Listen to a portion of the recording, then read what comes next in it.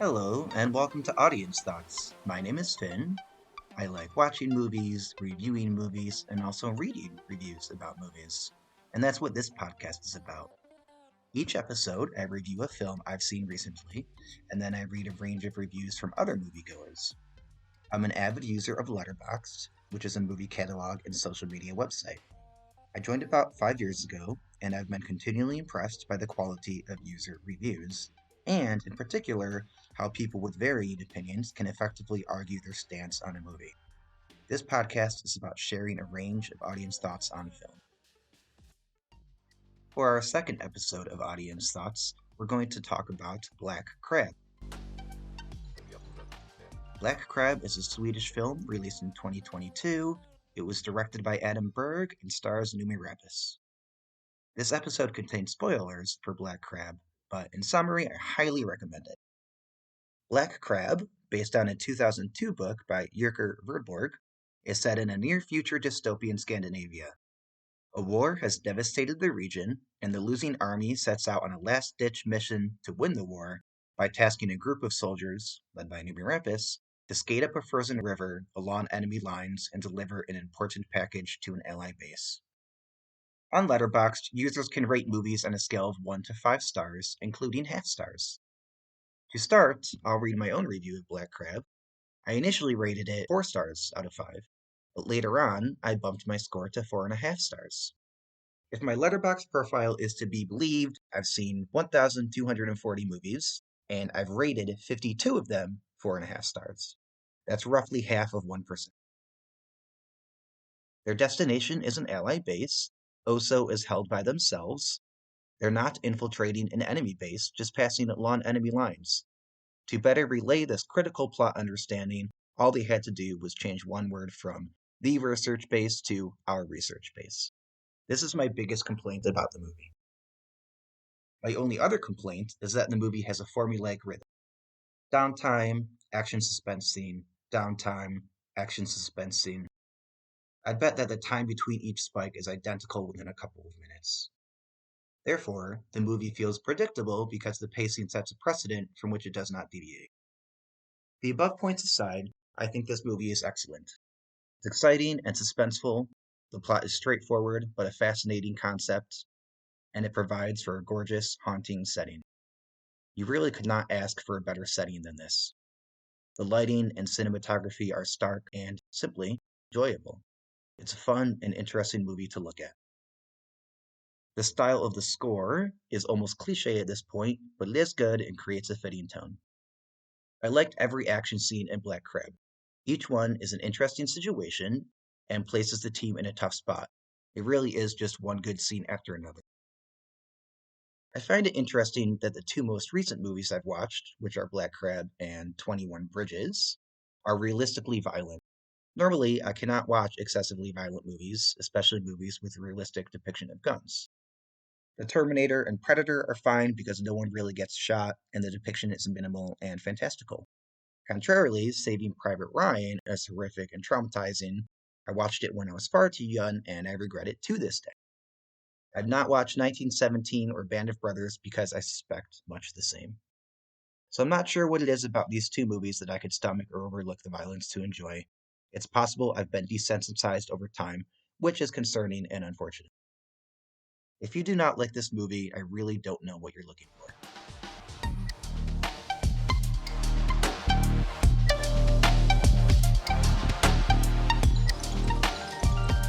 Our first audience review comes from Donnie Darko 666. They list their current favorite films as, unsurprisingly, Donnie Darko, the 2018 Korean thriller Burning, the David Bowie documentary Moon Age Daydream, and the 2018 French-Canadian horror film Martyrs. Donnie Darko gave Black Crab 3.5 stars, and they write, an all-star Scandinavian cast in a dystopian war movie.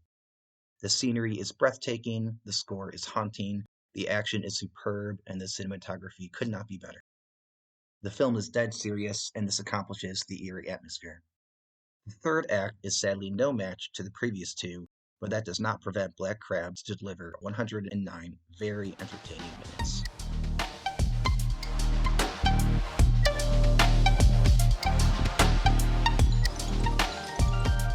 negative 1-star review comes from Ethan_Mateo. Their current favorite films are 12 Angry Men, Fight Club, Perfect Blue, and Norte, The End of History, which is a Filipino psychological drama film from 2013. About Black Crab, Ethan writes, "What a generic one last mission war film, but in ice. Except that they're mostly off ice, so it's just a generic one last mission war film, which makes it boring. A battle of tug-of-war between 90-year-olds and 25 babies has more tension."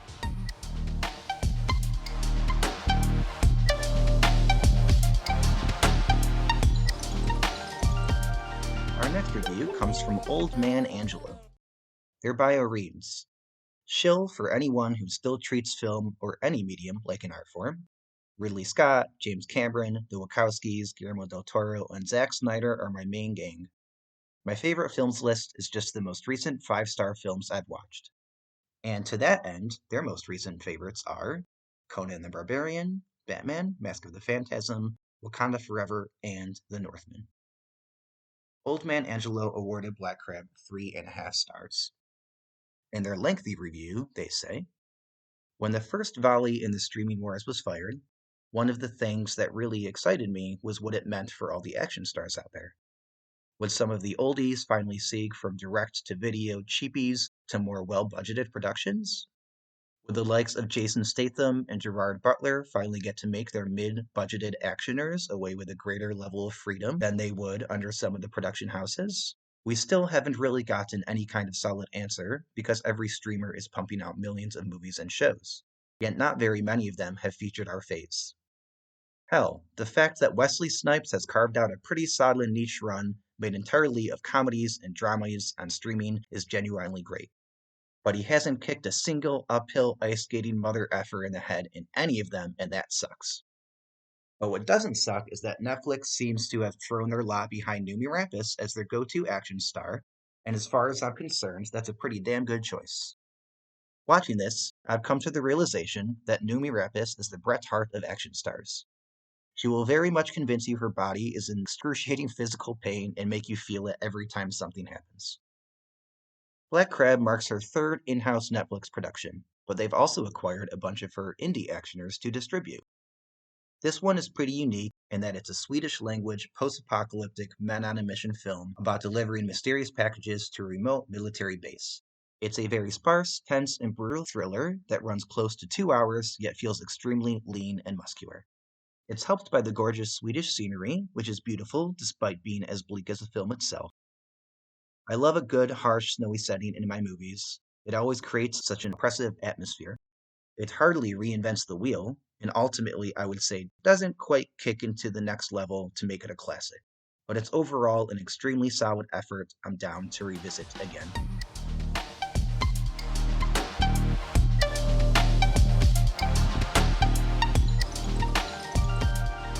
Our next review is from Mick Vanishing. They've seen plenty of movies, but their current 4 favorites are all recent: Top Gun Maverick, The Lighthouse, Dune, and Everything Everywhere All at Once. In their 2.5-star review, Mick Banerjee writes, "In all honesty, I noticed Noomi Rapace's name in the star cast, and without a second thought, I decided to tune in. Don't know about you, but I adore her as a performer, especially when she features in action spectacles like this. Even though taking a good look at the trailer, I had a gut feeling that this might not be anything good, and guess what? My suspicions came true. This is technically well and sound, but a narratively unkempt undertaking. While the action and the visual storytelling carry much of the weight here, the human emotions, which could have been a major asset, came to nothing in the end.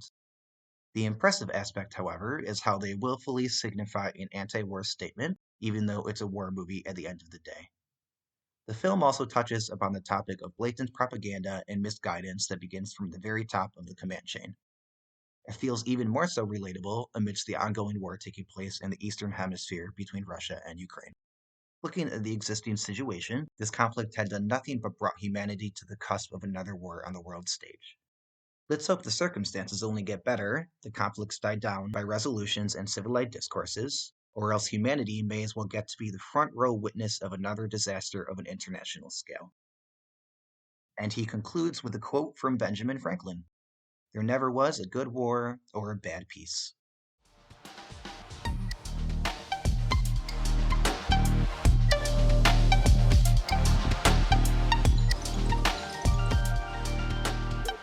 Let's hear another positive review, this time from user more_badass. On Letterboxd, their profile says, "Cinema is so vast and varied that I'm still discovering and reassessing my tastes in film. But I tend to value execution over originality, and lean, mean genre films are definitely my jam." More Badass rated Black Crab 3.5 stars.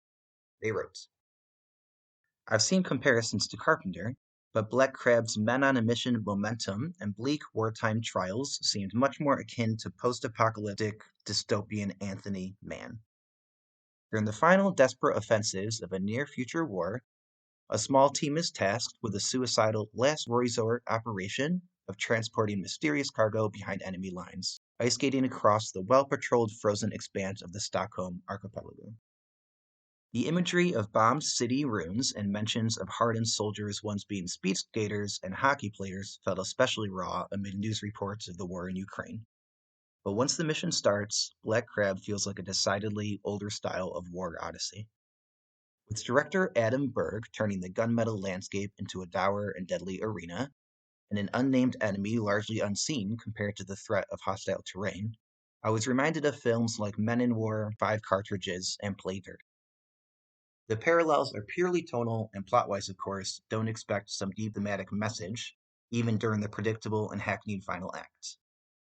But the wintry suspense, striking visuals, taut pacing despite the length, and stark ambushes erupting on cracking thin ice makes for a visceral war action adventure. The cast is solid overall, with the always excellent Numi Rapis, truly one of our great unsung genre stars and chameleonic performers, carrying Black Crab's sense of desperation and grueling drive on her capable shoulders.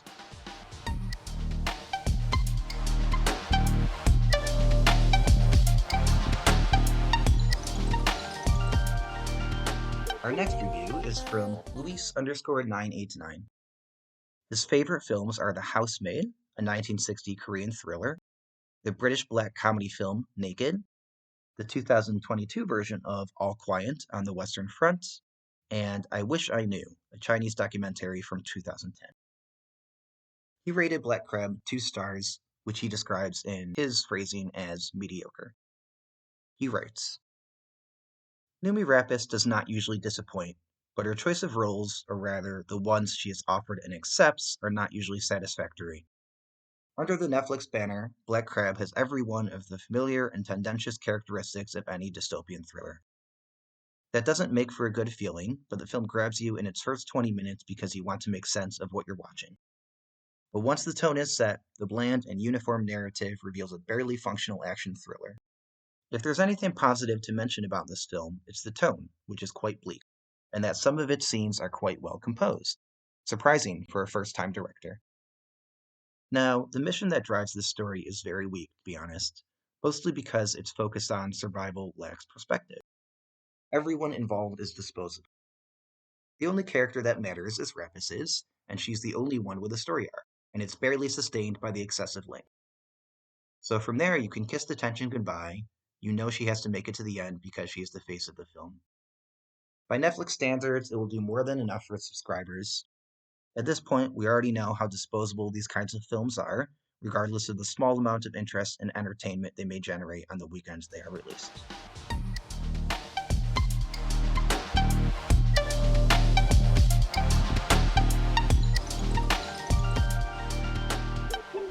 Another 2-star review comes from Milo123.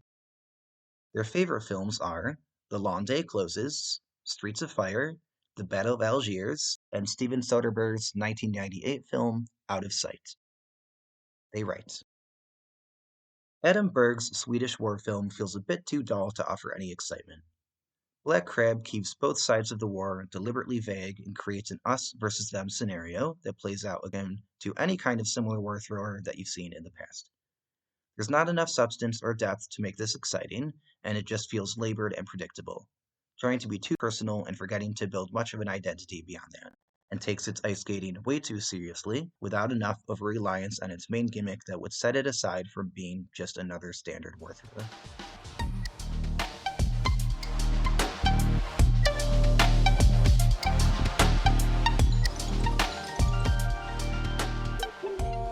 final review will end on another positive note, this time from yo_Roboto. In their Letterboxd profile, they say, "All I wanted was a sweet distraction for an hour or two." They list their favorite movies as Hard Boiled, The Good, the Bad, and the Ugly, Seven Samurai, and Collateral.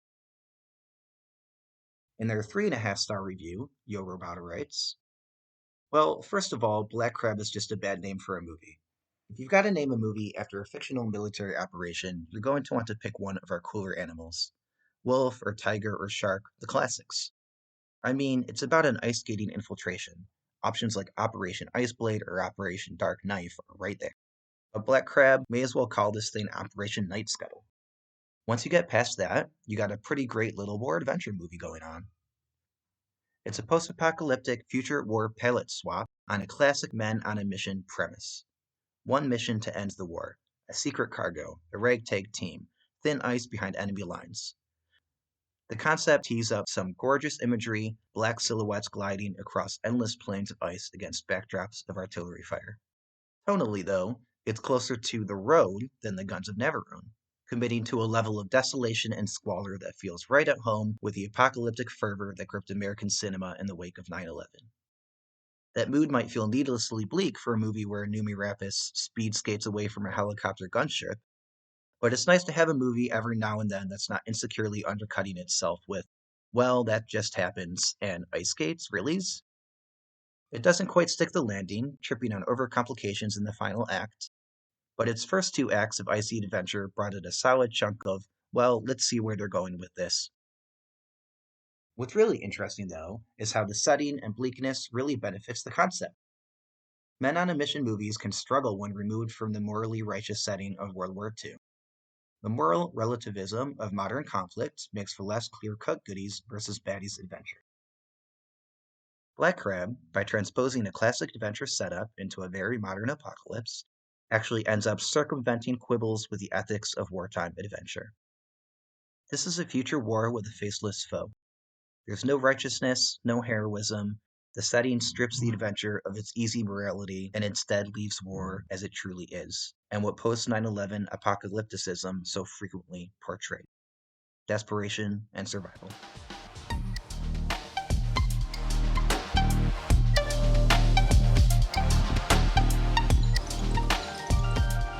Those are our reviews for this episode of Audience Thoughts. Thanks for listening, and tune in next time.